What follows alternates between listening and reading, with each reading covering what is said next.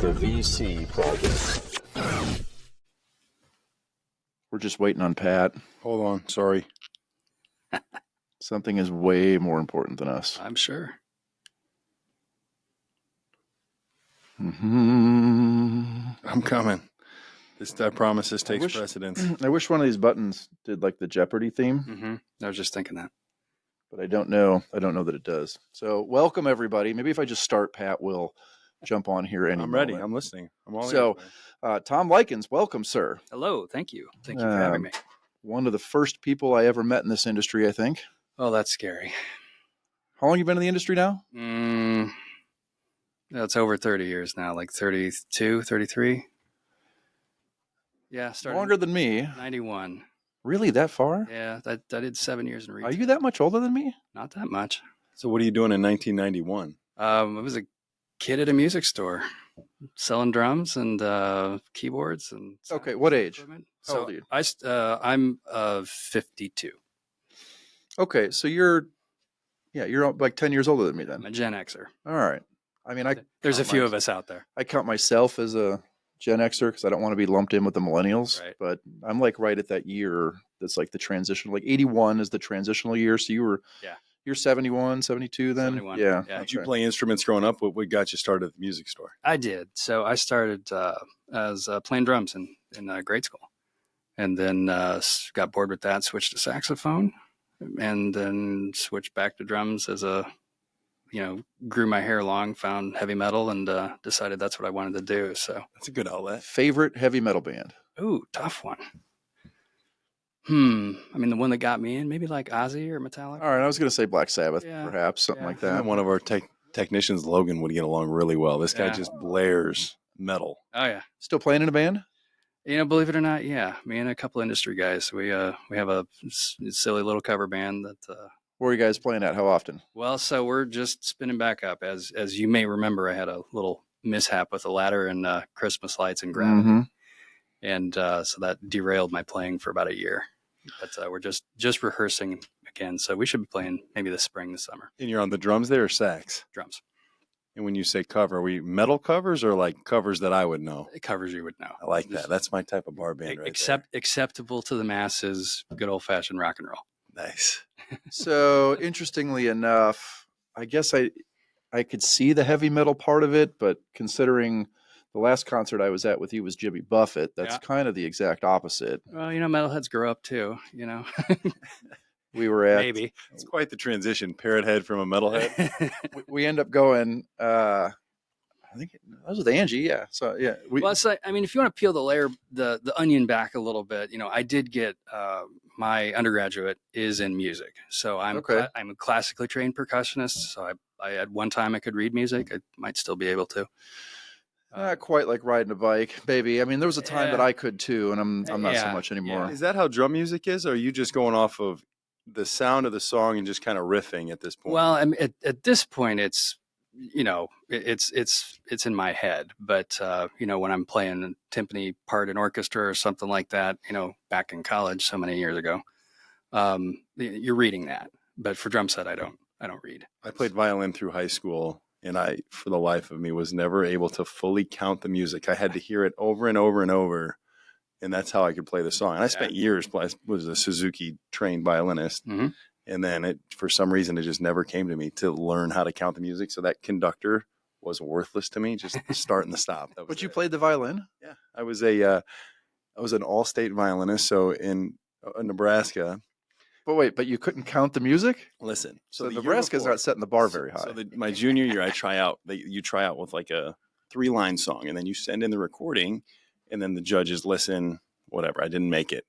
The next song, it was like the Beef, It's What's for Dinner song was what we auditioned with. So I just practiced those 3 lines for like literally 2 months and just got them absolutely perfect. So I made the All-State. So there's 40 violinists. And then once you get to the All-State, though, you have to audition for first and second violin. I was the very last chair in the second violin. They're like, how in the world did this guy get here? That's pretty funny. And I didn't. And, okay, so when did you stop playing violin? That was the last. That was the last That was time. my last concert. So you don't have the violin still? Oh no, I do. I play Christmas songs for my mom over the holidays. Oh, My nice. sister's musically inclined, so we'll play duets with her on the piano. What about your kids? They're not into it yet. They're only 6 is the oldest one, so I got more him into. Man, I know some sports. 6-year-olds that are playing some mad instruments, and it's crazy. Really? I don't. Yeah, I just friends of mine, and I can't. I get yelled at for pushing my kids through too much soccer, volleyball, and all the freaking sports they're in. But they are not musically inclined. They are like me, through and through. It's just not my. It's not my jam. Yeah, I guess you're right. It's about that time to start thinking about that. Yeah, I mean, you never know. Piano, violin, something. And it's a lifetime hobby that you've had. That's pretty cool, right there. I mean, that's the thing. You usually get exposed to it in grade school if you like it, or maybe I argue if you're good at it, then you stick with it a little bit.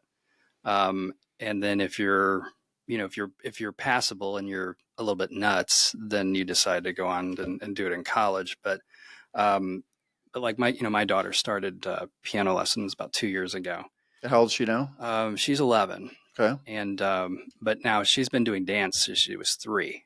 So, and she's like kind of what your kids are in soccer, right? Right. She's like 5 days a week. She's on, competition teams. She's in company. And it's like, 20 hours a week doing dance. There was no more room for piano practicing. So, and she was also doing violin too. It's like, okay, you gotta, it sounds like you're wanting to stick with the dance thing. Let's do that, because there were just no more hours in the day. And if you don't love it, it's no fun to spend that hour, several times a week and then having to practice outside of that. It's best to go after what she likes. Yeah. And it's tough. And music's one of those things. You got to do it every day. I love live music. I'm just not musically inclined to play an instrument. That's my thing. There's nothing wrong with that. I know people that play music that are not musically. And I can mix audio like nobody's business, but for a band, but I just don't do it because the hours suck and the pay sucks. But and you know what? 30 years ago, the hours sucked in the pay. They did. Now I just design the sound systems for the places, and that's it. I was saying earlier, we were at the Jimmy Buffett concert. I'd gotten some tickets from my buddy who's got season tickets at Wrigley Field. And my buddy got so hammered at the Cubby Bear before the show, he never showed up. So we're sitting there bored. And then I think you text me because you saw my Facebook post. And you're like, "Are you at Wrigley?" And I'm like, "Yeah." I'm like, "Where are you at?" He's like, "I'm down by the soundboard." I'm like, "We're on our way." And we just beeline down by the soundboard. Inside the stadium? Yeah. And just how'd you work out that? Just tickets. Just got our tickets. So we came down, hung out with him and his wife, went out drinking a lot of bourbon afterwards. What was that bar you took us to? Oh, did we go to Delilah's? Yes. Punk bar? Yeah, that was pretty good. That place is an institution. Yeah, that was a great place. We walked down there, hung out there for a little while, but that was a fun show. Far different from the heavy metal stuff, but yeah. So after the music store, I'm guessing that's when you transitioned more into the area you're in now, or how did that go after those 7 years? Well, yeah. So I mean, in music retail, I mean, we're selling musical instruments and that kind of stuff, and then the odd church or school wants to have a little sound system, so I took some interest in that. And all the while that you'd have sales reps come in and call on us, and I met who's now my boss, and it's one of those things that's like, okay, because you don't make a lot in music retail either. No, So, that's true. Yeah, so it's like, okay, I was just finishing college at that point, because I was doing part-time at the music store, and I'm like, okay, well, probably have to actually get a real job. So lo and behold, my JBL rep ended up calling me, and that was 27 years ago. So you've been repping JBL ever since then, huh? Yeah, since Now I know why you love the line so much. Well, I mean, it's if you take the time and you learn about it, you learn where the company comes from and kind of their design philosophy that actually makes sense. There's other companies out there that have been around a long time that aren't the same as what they used to be, but JBL does a pretty good job of building pretty good stuff. It was my first exposure to a major speaker line, coming out of college and getting into what we do. Mm-hmm. Historically, I've stuck with what I know best, and if I know the lines and I know the speakers, then I just go with them. And if they sound good, I'm happy with it, right? It certainly makes your job easier when they sound good. Yeah. I mean, you just don't have to work as hard, and that's the one thing I notice is you throw the faders up, and if you've done your job right, it's like, okay, you correct for the room, and you're pretty much good to go. There's 1,000 speaker manufacturers out there. Way too many. There are, and you can't. I mean, they're always knocking on our door, and you can only sell so many speaker and amp lines. Yeah. I like. I've just always historically liked the sound of There's one line of JBLs I don't like, but every other line of JBLs I like. It's the really low end stuff. I just don't like the low end stuff, but the high end stuff I love. So. I may be wrong on this, but when the Beats by Dre came out, is that a JBL headset or is that something? No, separate? that can't be. No, No, that is not. That's well, I was going to say it's probably some 2-year-old in China making those and whatever brand that is that got bought, but they might all be that way. So, Consumer electronics is a whole different ballgame itself. The Pro division, which we're part of, it's it's much smaller. It's a lot smaller world, but that's typically where you find most of the R&D. That's where they're spending the money trying to push the boundaries on the limitations of the transducers and what the parts actually do and how well they perform. When I first started, there was a 22, 42, 18-inch subwoofer. It was top of the range, 800 watts, weighed like 45 pounds. I mean, giant ceramic magnet. I mean, and that was the tour grade subwoofer.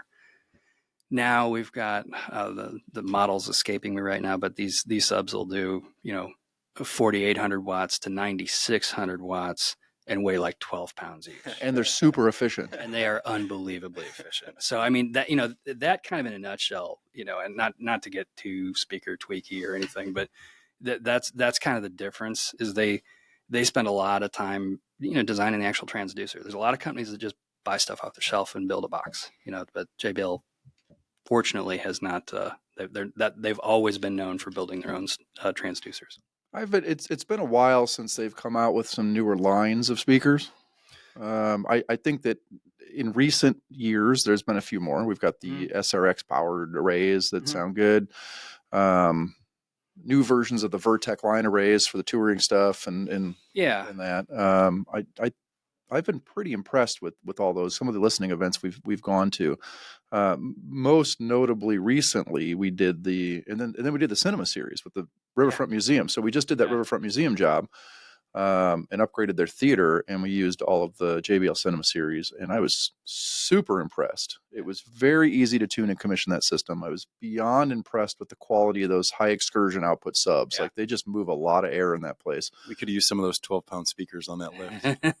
Going up those 4 speakers stories. And you know what? We even tried to remove the speaker itself from the cabinet. And thought that we could remove a bunch of weight to help get it up and then just reassemble the drivers back into it. And we took the first driver out and I was like, this is adding nothing. It's all the cabinetry. It's cabinet. It's all the cabinet. Less than an inch in clearance in the back and then who knows, probably a couple $100,000 screen that if we come too far forward, it gets a huge tear in it. So it was high stress. It was high stress, nerve wracking, but we got them up and they sounded unbelievable using the amps that are pre-made for them, which is those DCIs.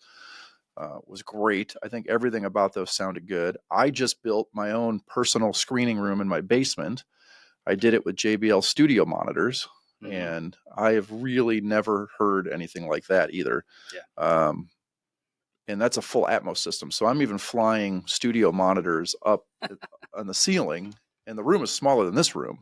It's the 65 inches. Like I'm 4 feet from it. It's only a 65 inch display, but it looks like a giant screen because you're so close to it. And I'm running an 11.2 system in there, and it's insane. It sounds fantastic. So I've been super happy with that. And even those studio monitors, they're not like $10,000 a speaker, which is great. They sound that good, and they have a great price to them. So I really do like that. A lot of the bands that I would go see, I always love seeing when there's the VTX or the VRX arrays or whatever they're using nowadays. Not the VRX, but the VTX. That's the big one. Yeah, A12, A6, A8. Yep. Any of the Vertec arrays are great. Now, are they using the Vertec drivers in that cinema cabinetry? So that's a good question. Our transducer technology evolves, right? So the rental and staging industry drives a lot of that development. So that's where you need the 18-inch that absolutely just knocks you off your chair and doesn't weigh anything, because truck pack and how much cartage you're doing that's a big factor in that part of the business. Plus, what your point loads are if you have to hang these things. So what happens is when JBL needs to design, because we have systems designed kind of at every stage. It's like, there's little movie theaters too, They don't need stuff that big. We build stuff that's not quite as expensive that works for the small rooms. But when you have to get to massive rooms like the one you did in Peoria, you need to move air. That's a huge volume. And just like in a concert situation, you bring the right tools for the job. So they may not be exactly the same drivers, but they are very, very, Very similar. close. Yeah. Hand in hand with that is the amplifier technology. Same. Yeah. Because I remember I've got an old Crown Macrotech 5000 Yeah. that weighs about the same as my car. The lead sled. It is, but it's a beast. It is a beast. It is an absolute beast. I recently upgraded that to an iTech 5000, Yep. which weighs maybe 25% of that other one with Yep. way more juice. And my sub in my little room, I've got it turned up to 2. And draws way less And out of it's the wall. way too loud, even at 2. Yeah. And it's literally at 2. That's the setting. But the amplifier technology as well, we're getting less RUs, less weight, more power, higher efficiency. Yep. Which has got to be great for the tour guys. Like you said, that's Yep. driving that, but it also helps us when we're rack mounting stuff and power requirements for our larger performing arts centers and things of that nature. So that's fantastic that we're seeing that. We did some work at the Indianapolis Motor Speedway. Did you see the 10Ks over Yes, they have the Macrotech 10,000s, which Yeah. I've always wanted to get my hands on for no other reason than it's the first piece of equipment I've ever seen with a comma in the model number, which just blew my mind away. Like 20 years ago, I first saw just a spec sheet on this because this was discontinued a long, long time ago. Long time. And this thing puts out, I don't even know what the wattage is. I pulled the spec sheet on it once, 10,000 watts of 10,000, something, 10,000, right? Yeah, it's straight yeah. across. That's the model number. And but it's stable down to about half an ohm. yes, so you can almost short this thing completely. You can short it completely. Yeah. As a matter of fact, you can put a square wave through it and actually arc weld with it. It's that crazy. Didn't they do that demo at the Crown, at the old Crown Yeah, factory? I they think did. I remember seeing that. Yeah. But this Crown Macrotech out of Indy, okay, and they're upstepping it to 270 volt, like a transformer, okay. And the line is so long to get out to turn 3 because they don't have any power out at turn 3, so there's no AV closets out there. Like a lot of the AV closets, there's 14 rack rooms spread around the Indianapolis Motor Speedway, stacks of amplifiers to cover 500,000 people, right, just everywhere. Turn 3 accounts for maybe 100,000 people, a little bit less, with no rack room out there. So you got to get speakers out there to drive all that. So the nearest rack room is the main rack room, which is basically almost center by the VIP pergola thing that's there. So to get the voltage right, they put a 270 volt transformer on it. And by the time it gets out there, it's down to 70 volt. The loss gets it in the right spot. The loss across the cable is so long that it gets to the right voltage it needs to drive the speakers out of turn 3. That's insane. So you're going from 270 or whatever it is down to like 70 just because the cable run is so long. And they had to get special spools of cable because most cable spools are only 1,000 feet. So now you have to have custom built cable spools with the longer runs. So it's unbelievable what is going in out there and what the upgrades are that are happening and all that kind of stuff. And that's the first time I'd ever seen an amplifier like that. I thought that was pretty cool. That's crazy. Yeah, that technology. I mean, that's a gentleman by the name of Gerald Stanley. He did his master's thesis in engineering at Crown on the product that came to be the DC 150 or DC 300. Back in I think 1965 or something like that. So the number of patents and things that even just he created, not let alone the rest of the guys on his team, it kind of weaved its way through all the Crown product families and throughout the years. And that's the reason we had things like Macrotech and kind of earth breaking products that introduced 30 years ago and are still on the road today, which is for a piece of electronics equipment is crazy. Yeah. Up until recently, you could still get those repaired for a flat rate through Crown, even the old Microtech and Macrotech amps. Yeah. I think that's changed recently because I had a couple repaired. I found them damaged. We got them fixed for like $100 and they're just workhorses. If they still got the parts, like there's a company called Techron in Elkhart that has a lot of the old Crown systems repair guys. I mean, like basically Crown's old fix-it shop is there. So if you send it there, and they have, a stock of parts, then they could do it. Fix it up, yeah. But but Crown went to the point on the Macrotech line. I mean, they spec'd their own output transistors. Like they didn't buy them off the shelf; they had them built, And so once those are gone, they're gone. You can't, Yeah, They had they're a definitely not making those anymore. amp at Redbird Arena last year that had been in since the late 80s. Yeah. Still functioning Not in the surprised. arena. Yep. Those things just, Yeah. they go. Yeah, they're workhorses for sure. I mean, you're talking, heck, 40 years now, Yeah. 35 plus years that Yeah. that amp's been in there and installed. When you think about it, what piece of electronics do you own that has that kind of age on it still? Ugh. Nothing. My grandma's, table lamp. It's all the stuff that is still around is the stuff that's way before our generation. Yeah. Because they just don't make stuff like they used to anymore. That's absolutely correct. It's crazy what I see, when it comes to stuff actually functioning. I tell people, whether it's your conference room or performing arts center or a church or whatever it is, there's a refresh cycle that has to come into place. You have to plan for replacement of XYZ equipment over so much time. Now, the beauty of it is with sound systems nowadays, you could still get a good 10, 15 years out of most sound systems or even longer without having to necessarily upgrade it. Because although the technology progresses when it comes to speakers and transducers and mixing consoles and things like that, it's still accomplishing a lot of the same thing. Now, the video side of stuff is changing drastically at a much quicker rate. So I tell everybody 5 to 7 years at most for a refresh cycle on video, because even with the new laser projectors that have come out, you no longer need lamps. The half-life is 20,000 hours. On the average use of a church, your half-life is in 20 years. Yeah. Right. And they don't really understand, oh, good, this is going to last us 20 years. So, no, listen.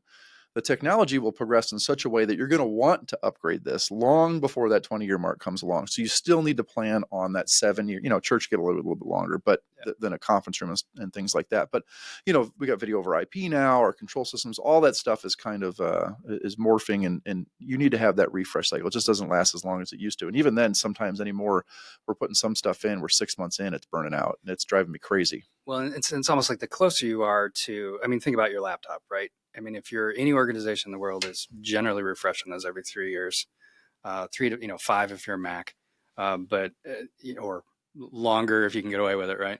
But it's almost like the closer you are to that type of product line, the more, like a control system. That's pretty close to a computer, if not a computer. Or any more DSPs. They're straight up. We've got some that are just servers. Just running software on. Yeah. Where the difference at that point is like, okay, what are you investing in the AD converters and the audio part of it, right? And that's really what sets us apart. We're still using computers, but we're putting, audio quality converters on the front end, and things that more stable power supplies and things that make more sense for us as opposed to. So JBL Professionals, kind of hand in hand with JBL Consumer, if you will, owned by Harman.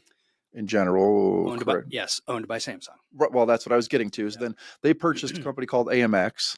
Mm-hmm. So AMX became a part of Harman. AMX does control systems, video switching, things like that. AMX had purchased a company, SVSI, who merged in, who does the video over IP with that, all a part of Harman, and then acquired by Samsung. That's right. Which is very interesting, because if you also see is Harman Kardon a part of that on the consumer side? So Harman Kardon is a consumer. There's companies and then there's brands. You have to kind of draw a distinction. Correct. Right? Yeah. So the company is Harman. Harman's owned by Samsung, and they're kind of a standalone subsidiary. They don't have Samsung executives at every level inside of Harman. Samsung basically is like, all right, this is what you got to pay us, and but you're kind of on your own to earn money and stuff. Yeah, they're making dishwashers and they're making whatever TVs. They're making everything. Yeah, they're conglomerate. But Harman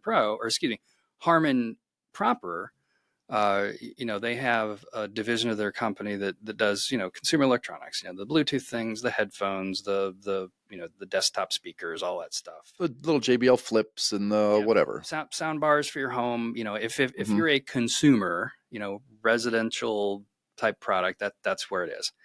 They have another division that is automotive. So a lot of manufacturers of cars, if it's not actually a Harman branded system or a JBL branded system, the code that goes underneath to drive the infotainment system is done by Harman. So, and they work for many manufacturers, Toyota, BMW, Mercedes, all kinds of, depending on which one. So that's actually a very large division. And what I hear is that's really what Samsung was attracted to, because that was kind of the big part of it. That's a massive It's division. a massive division. And way over here on the end, you've got us teeny little pro guys. We're almost a rounding error. Which is interesting because a lot of what we're doing is the big, what everybody knows, what everybody sees, other than like the little headphones and what you see in your car. It's like, it's the big stuff, not like the little headphones, but the quantity of sales on the other stuff with cars and everything else is so astronomically high. But if you can say, wow, that concert was powered by Harman, that live concert or whatever. And I think that's, that's more of a crown jewel kind of piece. We're definitely small comparative to consumer stuff, but we also do some really cool, very highly specialized things. I think everybody was worried when the Samsung acquisition happened, and I don't think really much changed. At least not on our end. No, it didn't. Things did change, but not so much from Samsung. I mean, companies go through different changes. They go through different evolutions. Different guys running things. Different things are important. Different objectives. So every company goes through ups and downs and hills and valleys, and it just depends on where in the paradigm you're at, right? Speaking of the things that people see, LED walls are the rage that when you walk into an event, it's what people see, especially outside of the industry. Someone like myself, it's exactly what you go to first. Absent is a brand that you have that we use in several facilities and have had good success with. Talk a little bit about that. Yeah, Absent, this is relatively new for us, knowing that we've been selling JBL for 40 years. Absent, we joined them a couple of years ago now. And direct view LED obviously is a really cool technology. Absent is they're actually a publicly traded company in China. All direct view LED comes from China. That's where all the things are made. They're actually the largest exporter. And not just from China. They all come from like the same town in China. From Shenzhen. It's all Shenzhen. Yeah. Like you go to Shenzhen as the LED capital of the world. It is. And all kind of offshoots, and everybody who wants to get into the business sets up shop there, and they all buy from the same couple of places. And but Absent is pretty big juggernaut in that world. So it's and they've got all manner of different types of products, kind of depending on what you're looking to do. We've got the new chip on board, ultra fine pitch stuff, down to 0.7 millimeter. It's crazy. It's like that. It's absolutely nuts. 0.7 millimeter is like the spacing of the LED pixels on a flat panel display. They're like 0.67 or something like that. I mean, it's there. You can't even. I mean, what most people don't know is if you go up to your TV at home and you look, it's harder with the 4Ks, but you can see the individual pixels. Just like on a projection screen, you can see the individual pixels that are on the chips that are on all these things. Mm-hmm. But LED, you've always known that because the spacing between them is so big, you have to be so far to get your eyes to blend all that together. But now, 0.7, that's insane. It's absolutely insane. And the good news about that is it kind of scales, right? So, I mean, if you're doing a thing where you have to have a large screen, but it has to be highly detailed, well, you can do that. Mm-hmm. And the brightness, I mean, it just these things can output. Projection is like going to go away in a lot of these instances. And we've seen that too, where people can afford it. We try to push away from it if they can afford it. It's still not down to the cost of projection, but it's getting better. It's 1/10 of what it was even 5 years ago. Yeah. And I think economies of scale is going to continue. I mean, even just like our KLCOB2, I mean, that line, since I've bought since I've been repping the brand, since you and I have been doing business on the brand, that came out when that first came out, that technology, the cobalt stuff, I mean, let's just say is $100,000 for X by Y size. KLCOB2 is cut almost to a factor of 3. Mm-hmm. So that same wall, same size, same technology is now less than half. So it's We're past the bell curve on that. Yeah. I mean, when I first, we first started, we did LG, plasma screens back in 2000, right? When a 42-inch plasma was, $20,000. I would argue that a plasma had the best picture up until Yes. OLED came out, Yes, which was correct. just recently. I still have a plasma at my Mhm. house. It's in my basement. My kids use it now. But that picture and color and brightness is great. And it's way better than any of the LCD flat panels everybody has until OLED came out. Yes, correct. But then no one holds a candle to Right. the LED now, the direct view LED, that is. So And the point being is, through the natural evolution of economies of scale, as more consumers buy them, the price to manufacturer goes down. And I do see, and I know you guys see this too. I see this certainly going right after that, 40, 50K laser projector business. I mean, because now all of a sudden you just don't have to deal with the headache of having a projector hanging out in space. You can just put it up a wall and or ambient lighting and everything else that goes to that nature with that. So yeah, that's interesting. What else are you guys repping these days? I know, well, Martin Lighting falls under Harman. I know you guys are doing lighting stuff. That's fun. Yeah, there's a new brand called Televic, and I think you've had Papa George on on this show. I think that actually kind of, for if you want to think about the whole Zoom room place that we're at now, right? I mean, it's everyone's doing some combination of working at home or working in a location or whatever, so but now what becomes a lot more important is, well, can I hear everybody? Can I see everybody? And is the image I'm looking at, is it, just me framed up, or is it a room of 6 people in a teeny little box and I can't see their faces? So you talk about that meeting equity part of it. So, I mean, they have some products out there that I think could, maybe give you a little pause as far as like, well, does having a couple of cameras still make sense? Or maybe should we have everything on a small desktop device right in front of it? That way the microphone is always a fixed distance away from you. That way the audio is always right on. There's a camera that's always a fixed distance away from you. So that's always going to be right on. There's loudspeakers right on it. And there's a video screen right on it. So literally you've taken all the variables out. So you don't have to worry about, if your beamforming microphone's not quite right, or wherever the loudspeakers are, they're having some interference here or there. You just don't have to worry about it. So there's some interesting things in discussion systems, and Televic's a Belgian company, and they're a really cool, been around quite a while. If one of the things that Europe, because they have lots more languages over there, they're a lot further ahead in this because they've had the need. They have to do discussion systems, and they have to have multiple languages happening. Think about the EU or something like that. They have to be able to service lots of different languages, and in order to do that, you have to make sure everyone's heard clearly. And these meetings could have a couple hundred people in them. So, working multiple channels, you can plug in to hear whatever language you want, and we've not had to deal with that here really. No, but it's from but a it's public coming. standpoint. Yeah, it's so maybe not so much the language thing, but I think the concept of meeting equity is something that is going to get more traction. Because, I mean, the hybrid work model, in my opinion, is here to stay. I mean, I don't ever envision a place where everyone's always back in the office. I think there's always going to be a certain percentage of folks that just aren't. And now we've got to get it to where everybody can kind of have, an equal seat at the table. And I think technologies like Televic are Yeah, I agree.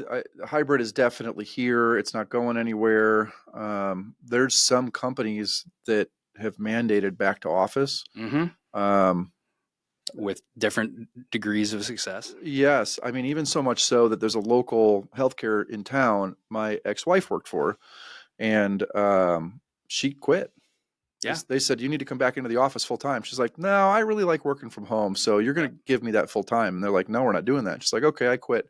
Now she works for a healthcare system in New York. Yeah. Because they don't care. That's right. So, and that's the thing, because at the same time, the workforce used to be pretty local, right? Now the workforce is global. So you can, your neighbor right next door can work for a company based out of, Japan. There was an interesting time. I mean, right around COVID, you were seeing this regardless of the whole work from home thing. And of course you get the one-offs where people are working multiple jobs because nobody knows. We've heard horror stories even here at Pearl about that on the insurance side. And then you get the fact that you're now competing with people who are on the East Coast. So the biggest challenge we have right now is we allow remote workers. We don't care, but it's hard to do that salary adjustment for East Coast cost of living, and then you get the reverse of, or we have to pay that to keep these people if we want them. Right. And the reverse of that is some of these people that are in these, or in the Midwest, we're getting hired for East Coast companies, getting the East Coast, West Coast wages with the cost of living of Peoria, Illinois, which is way awesome.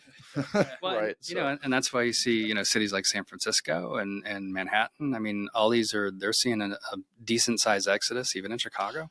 And we're seeing but we're also seeing companies, I think Google was one of the first to do this, where they were now adjusting for where you lived. Yeah. So instead of paying everybody the East Coast wages to get people in and do all this stuff, they were starting to see, oh, hey, I can actually pay them way less and they can work remote and they'll still get the people. So, I mean, labor is still a challenge across the board. We need like 5 techs yesterday, all kinds of programming. We need we're always hiring people. Mm-hmm. We're growing. We need the people, and it's hard to find people. Especially ones that have an aptitude or even an interest in what you do, right? Well, and then finding people that have an interest in what we do is a challenge. Back when I was a kid, I couldn't think of doing anything else. Like all this technology, I loved it. Now it's like people are like, whatever. Did I ever have you come in and guest speak at my class at Columbia? I don't know if you ever came up for that. I think I did that when Joe Zajac was doing those classes. When Chris was doing it?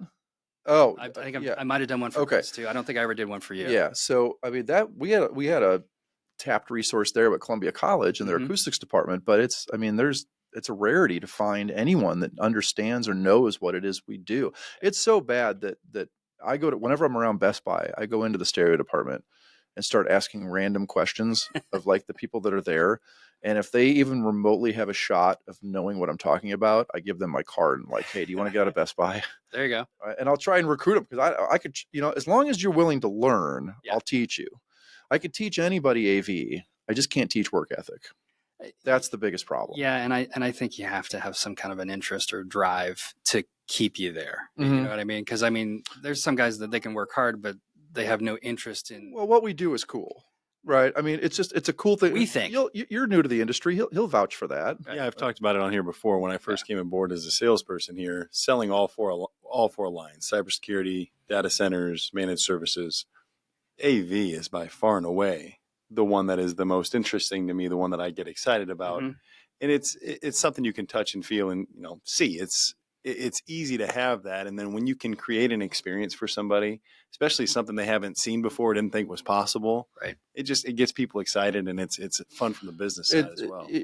I luck out because I went. I've always done AV all through high school. AV club, right? Ran the theaters thing. Went to school for AV and acoustics. I'm one of the super rare ones. You're kind of the next step where. You've been involved in some way, shape, or form with AV since your childhood. He just said he couldn't imagine doing anything else. Right. But then you get the majority of people who are in our industry. I would go so far as to say 95%, no mathematical statistics behind that other than personal knowledge of just people I know. But 95% of the people who are in this industry are like you, who came, well, maybe not quite like you, coming from Major League Baseball to this, but I think he's probably a rarity. Come from something besides anything related to AV and just fall into it. And then they love it and they stick with it and they're here to stay. And those are the people I love. Those are the people I want to find. It's also an advantage in this industry too, where you don't have just countless people banging down the door to get in. You know what I mean? So there's an opportunity here, I think, nationwide from an AV perspective, just because of the things we're talking about. People don't have the knowledge and expertise. They need the experts, and there's a big opportunity there. Well, and Pat, you hit it right on the head when you said it's all about being able to deliver the experience. And that's really in a nutshell why we're here. Because there's something about being able to take the technology and reach out and touch somebody in a way that isn't always real easy to put your finger on it. I mean, when a sound system is tuned right, when the subs are right, when everything is right, because it hits you in a place that you don't even necessarily consciously think about. But it's like that evokes an emotion that's just awesome. Same with a really cool video wall or, what have you. But I think that's really, that's why I'm here, is because I really love making great end user experience. The gear is cool, but the gear is just a tool to create that experience. And if it's designed correctly and implemented correctly, it sets it apart like no other. I have these discussions with the team down at the Riverfront Museum when they're doing exhibits. They don't want the technology to be a distraction to what the learning is down there. They want the technology to supplement and make an experience better of what the object or item is that needs to be learned. Take it to the other extreme. Did you go on Guardians when you went to Disney? Okay. Guardians of the Galaxy. Have you been there now yet for Disney? I haven't gone on that one, no. Okay. The best roller coaster I've ever been on in my life. Wow. A little bit to do with the roller coaster, 95% to do with the audio-visual experience that you go through on that roller coaster. Wow. That roller coaster could be a Great East Funland. If there was no experience around that, nobody would want to go on it. Same with like Space Mountain. It's the immersion. It's all the Disney does that well. They do that experience well. They do that thing well. But this whole ride, I mean, before it was the Star Wars Rise of the Resistance was cool with the magnetic tracks, and that experience had a lot of AV, but had a lot of animatronics and stuff. This Guardians of the Galaxy that's at Epcot is by far like all around audio and video. I mean, that's the roller coaster is audio video, and you're going through video projection. You're going the audio. You have subs under your seat. You got big speakers right here. The whole, attach that to you going backwards and flying upside down and spinning and stuff. Okay, it just like sets your sensors into overdrive. It's like sensory overload, and it was one of the coolest things I've ever experienced. So, is there a project or two over the years that you're very proud of to have your fingerprint on it that you can think of in the 30 years? Well, I mean, before I go there, I wanted to just kind of highlight. So we have another company that operates on the West Coast. So we do Southern California, we do Southern Nevada. And in Southern California, we called on Disney Imagineering. So being able to work with those guys, I mean, I know a lot of those guys. They're pretty cool. They know their stuff. They're the ones that take the technology and push it to its absolute limit. And as a matter of fact, what you'll get is if you've got a good working relationship with them, they can, through the manufacturer kind of like say, hey, this is cool, but we really needed to do this. And then out of that usually comes some really cool products. And so that's one thing. And then, I can remember, looking around down in Disney and like, oh, CBT 70s. Everywhere. Oh, they're everywhere. Yeah, I'm like, I saw that. Well, the Imagineering team is based out of Cali. So a lot of those guys are there. There's only a few guys in Florida, but most of that Imagineering team is there. At least that handles the AV side. So yeah, and they've been there for forever. So. Forever. We've got one guy on our staff who's got kind of a permanent non-disclosure with them, for all of our brands throughout the years. So it's cool. I mean, I've been involved in several projects. I mean, it's hard to really put your finger on one. The ones that I like are the ones that really make people walk away and say, wow. I mean, those are the experience you can always hang your hat on, whether that's a tour concert provider that can really and that's saying something when you can get guys like us to have that wow factor. Yeah. Right. Because the guys like us who do this day in and day out. Oh, we're so jaded. We're very jaded. And there's like, I talk about Guardians and I rave about it. That's one of those experiences for me that was the wow factor that I walked away from that. Like that was one of the coolest things I've ever seen. I can count on one hand. I mean, even something as basic as there's a restaurant down there called Space 220 that gives you an illusion like you're dining in the International Space Station or like a big space station. The experience, you're just in a restaurant. It's video screens, but it's so cool the way they set it up. That was kind of a good wow factor. One World Trade in New York. Have you been there? I've not. No. Have you been there? Yeah, it's incredible. That elevator ride the elevator at the top is the elevator ride up and down to the observatory at One World Trade will blow your mind from an AV perspective. On a complete screen, and then it takes you from the 1400s, maybe even before, as you're riding up in. Goes with the years how the city was erected, but it's all video screen, so it looks like it's like Charlie and Chocolate Factory, like the glass elevator. Right. It looks like a glass elevator. It's so realistic because you move. I had to grab the rails because you think you're going to fall, and you're just watching the city being built up, and it has a little year counter. That's awesome. At the top, and when you get to the top, it opens up, and you get the panoramic view of Manhattan. That's cool. But then when you go down, it's like the elevator breaks away from the building and starts flying out and you're seeing stuff and it's like, whoa, like that's that's a trippy experience. But that's one of those kind of experiential things, a badass rock concert where you get those subs and you get those arrays and you get that, Metallica blew my mind when I was to see those guys. People are craving technology so much. You look at professional sports right now. Nobody's going there to watch the game. It's a small part of it. Oh, Pat, I mean, so baseball stadiums, football especially, I mean, those guys are in a constant game of one-upping each other. Yep. They all want the loudest system, and that's just no joke. And these are multi-million-dollar systems that goes into these things, and that's kind of a big deal. I mean, you know, you go look at what Wrigley was for years. Oh yeah. Oh, those community horns sound awesome. That's sarcasm for you guys watching. But the point being is they are willing to put the dough in to bring the number of transducers to really make the experience I had crazy. someone worked at the Civic Center. I was sitting at the bar with them.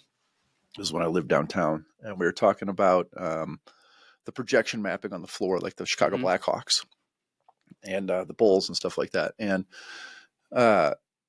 I was somewhat being sarcastic when they said, "Oh, you know, we really need to do this here at the Civic Center in Peoria." It's like, I'd love to do this at the Civic Center in Peoria. And I don't know any numbers at all, but all I spit out to the guy, which I kind of probably scared him, is I go, take the entire operating budget of the Peoria Civic Center for last fiscal year, double it, and then we'll start to have a conversation about purchasing the video projection mapping for your... That projection mapping has transitioned into the court that was used in All-Star Weekend last weekend in Indianapolis. Yeah. It was an LED floor. Oh, now it's LED. I mean, those other ones are projection. Now we're starting to get LED on a floor. Yeah. And by the way, Epson sells us. No, I remember that because they were one of the first ones I ever saw when I was at Infocom. Yeah. And it's not going anywhere. That's where it's exciting to be in this industry, because as we evolve from a technology standpoint, people just care about tech. You know, that's all they want. They want that new and improved tech all the time. And then, you know, you talk about that, and then you can kind of pivot over to, you know, like the virtual stages and how that's changing how Hollywood is actually doing a lot of their film. Yes. Talk about The Mandalorian. You know, they use very specially calibrated LED walls Instead of green screens. Yeah. Right? And some of the things that you don't necessarily notice, but you will if you're a nerd about it.